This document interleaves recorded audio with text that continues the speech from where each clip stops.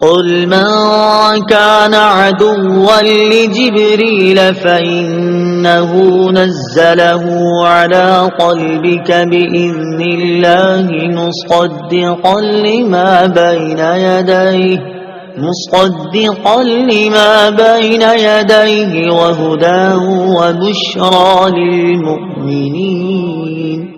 ترجمہ: اے محبوب تم فرما دو جو کوئی جبرائیل کا دشمن ہو تو ہو، پس بے شک اس نے تو تمہارے دل پر اللہ کے حکم سے یہ اتارا ہے جو اپنے سے پہلے موجود کتابوں کی تصدیق فرمانے والا ہے اور ایمان والوں کے لیے ہدایت اور بشارت ہے.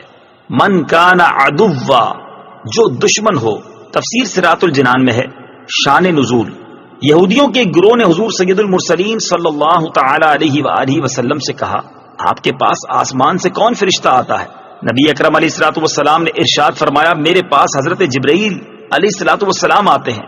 ابن سوریہ یہودی پیشوا نے کہا وہ ہمارا دشمن ہے، عذاب، شدت اور زمین میں دھسانا وہی اتارتا ہے اور پہلے بھی کئی مرتبہ ہم سے دشمنی کر چکا ہے. اگر آپ صلی اللہ تعالی علیہ وسلم کے پاس حضرت میکائیل آتے تو ہم آپ صلی اللہ تعالی علیہ وسلم پر ایمان لے آتے.